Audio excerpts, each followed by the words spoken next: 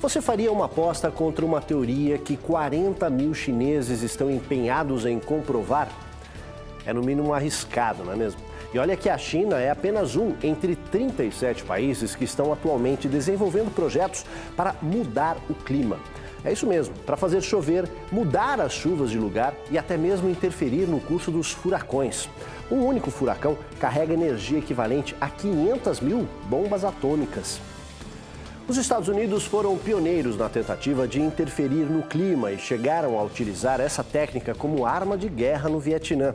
Hoje esses programas foram suspensos. Mas o que será que o governo americano anda tramando com uma poderosa rede de antenas instaladas no Alasca? Esse projeto já despertou protestos na Rússia e União Europeia, que temem o aparecimento de novas armas com poder destrutivo ainda desconhecido. Do Pentágono. Para quem não se lembra, este foi o nome dado a uma série de reportagens publicadas pelo New York Times há 4 décadas, que revelaram segredos militares dos Estados Unidos da época da Guerra do Vietnã. Um deles referia-se a voos de aviões militares para provocar chuvas e prejudicar os norte-vietnamitas. Numa decisão que pôs em xeque a liberdade de imprensa nos Estados Unidos, o New York Times iniciou a divulgação dos segredos, que em seguida também foram publicados por outros jornais americanos. A revelação principal era de que 4 presidentes americanos, incluindo John Kennedy e Lyndon Johnson, haviam mentido sobre o grau de envolvimento militar do país no Vietnã e principalmente sobre o envio de tropas antes que isso fosse autorizado pelo Congresso. Também se descobriu que aviões americanos realizaram milhares de missões de bombardeamento de nuvens para provocar chuvas em regiões ocupadas pelos norte-vietnamitas. O objetivo era inundar a chamada Trilha Ho Chi Minh e imobilizar as forças vietnamitas, que então se tornariam um alvo fácil para os ataques aéreos. Agora, décadas depois, a Força Aérea Americana anuncia que pretende ter controle sobre o clima entre 2020 e 2025. De acordo com denúncias feitas por especialistas em assuntos do meio ambiente, aviões militares americanos têm despejado toneladas de produtos químicos sobre as nuvens em diversos pontos do território dos Estados Unidos nos últimos anos. Muitos desses produtos podem provocar sérios danos à saúde humana, à flora e à fauna.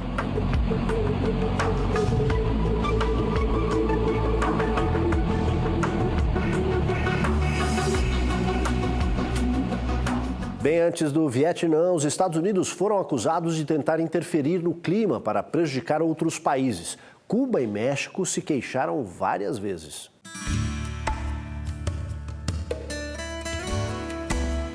Em 1963, a ilha de Cuba foi varrida durante 4 dias por um violento furacão, o Flora, que causou enormes prejuízos. O presidente Fidel Castro denunciou que o curso daquele furacão foi alterado pelos Estados Unidos para atingir a ilha.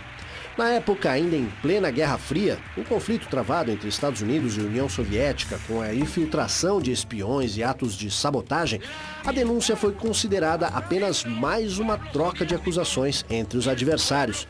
Mas logo em seguida, o México também acusou os Estados Unidos de desviar chuvas que deveriam cair em solo mexicano. Teorias da conspiração à parte, a dúvida é se os americanos, no início da década de 60, já dominavam essa tecnologia. Esses cientistas ousados e suas ideias corajosas. Afinal, bombardear as nuvens com água do mar para baixar a temperatura na Terra não deixa de ser uma proposta inusitada. E esperem para ver a máquina que eles inventaram para realizar esse bombardeio.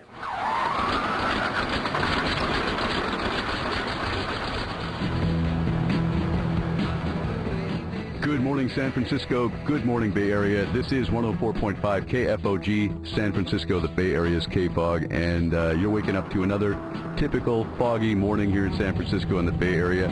São Francisco foi escolhida para a demonstração deste projeto porque tem seu próprio microclima.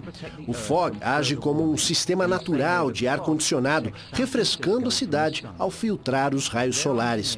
O que os professores Stephen Salter, da Universidade de Edimburgo, na Escócia, e John Latham, da Universidade de Manchester, pretendem fazer é justamente ampliar esse sistema para que possa ser utilizado em outras cidades afetadas por ondas de calor. Para isso, defendem a construção de uma frota de embarcações, como esta, que seriam utilizadas para lançar jatos de água do mar até as nuvens. Ao tornar as nuvens mais densas, com maior volume de água, elas teriam capacidade para filtrar os raios solares, mantendo a temperatura amena. O professor Latham explica que, ao sobrevoar as nuvens, é possível ver como elas brilham, refletindo os raios do sol. Pulverizar as nuvens com partículas finas de água do mar aumentaria a capacidade das nuvens para conter o calor. Você consegue imaginar o globo terrestre utilizando um imenso Ray-Ban? Isso mesmo, um gigantesco óculos para proteção contra o sol? Tem gente que já pensou nisso.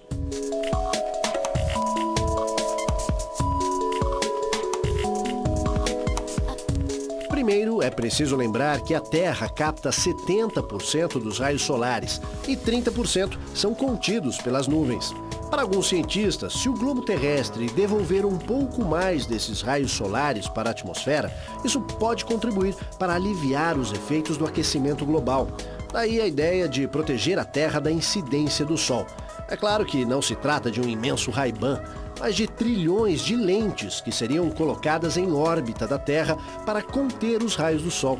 A proposta é do cientista Roger Angel, nascido na Inglaterra e com doutorado em Oxford. Ele é membro da Real Sociedade Britânica de Ciências e da Academia de Ciências dos Estados Unidos. Já deu aulas na Universidade de Colômbia e no Instituto de Tecnologia da Califórnia. Um dos projetos mais polêmicos do governo americano funciona a partir de um enorme conjunto de antenas instalado no Alasca.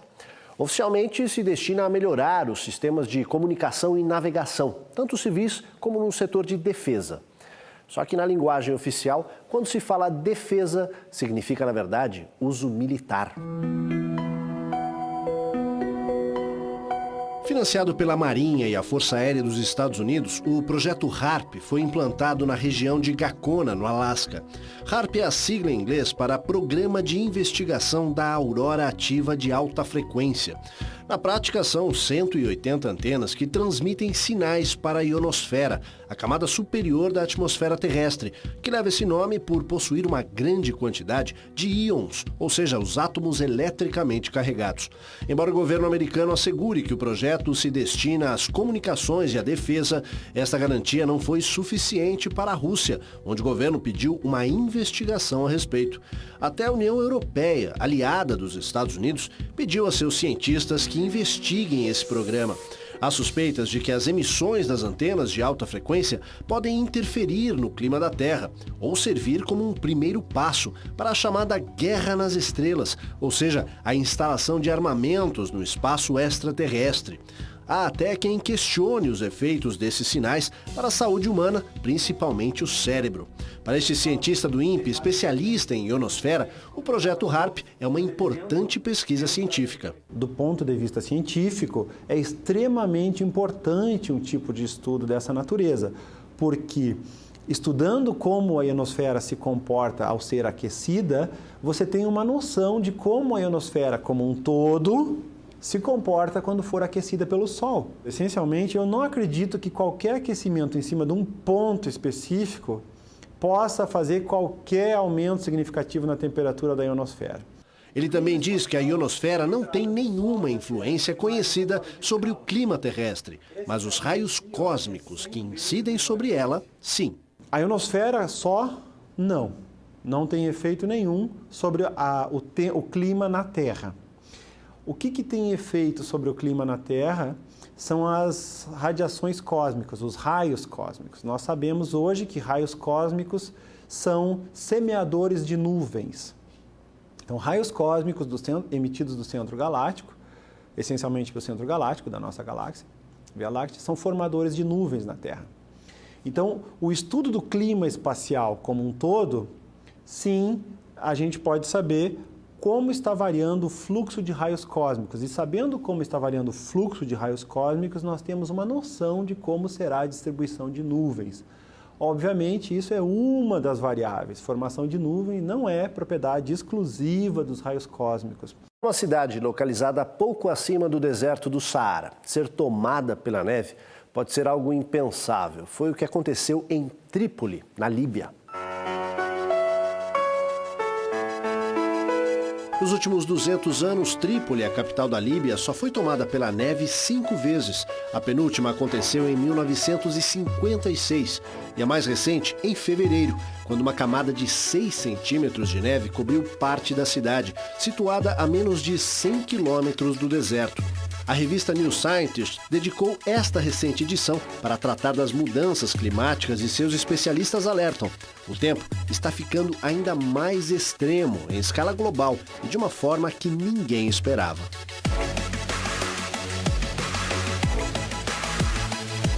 E esse tempo louco não dá trégua. Nos Estados Unidos, o calor e a seca atingiram números recordes. Enquanto falta água para alguns, outros se desesperam com as inundações que vêm ocorrendo na China, Japão e Rússia.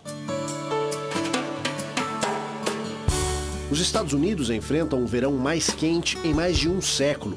Em estados como Texas, Arizona, Califórnia e até mesmo em regiões da costa leste, as temperaturas passaram de 40 graus.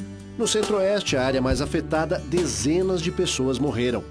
Por causa da seca, 26 estados entraram na lista de áreas de desastre natural. O clima quente destrói plantações de milho e outros grãos. De acordo com o Departamento de Agricultura dos Estados Unidos, a safra de milho deste ano foi reduzida em 50%. Este agricultor de Iowa perdeu quase toda a colheita. Na Ásia, é a chuva que tem provocado estragos. Na China, as fortes tempestades afetam mais de 3,5 milhões de pessoas. No Japão, os moradores da ilha Kyushu, terceira maior do país, tiveram 26 mil casas arrastadas pela correnteza. Na Rússia, 170 pessoas morreram em consequência das inundações. A cada ano, cerca de 15 milhões de pessoas em todo o mundo são desalojadas de suas casas ou locais de trabalho no campo por conta de desastres naturais. Os dados são do Centro de Refugiados da Noruega, organização que monitora calamidades no mundo inteiro. É diante deste cenário que tantos pesquisadores esgotam seus esforços com experiências para provocar mudanças no clima.